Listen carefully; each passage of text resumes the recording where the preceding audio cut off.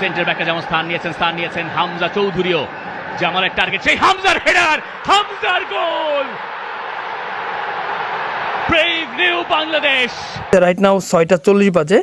7টা বাজ থেকে শুরু হতে যাচ্ছে যে বাংলাদেশ ভার্সেস সিঙ্গাপুরের সেই এক্সাইটিং ফুটবল ম্যাচ, যেটা আসলে অনেক গুরুত্বপূর্ণ একটা ম্যাচ। তার থেকেও বেশি ইন্টারেস্টিং বিষয়টা হলো যে এখানে সমিত সোম খেলবে আজকে, রাইট? সমিত সোম, তারপরে ফাহমিদুল, হামজা তো আছেই।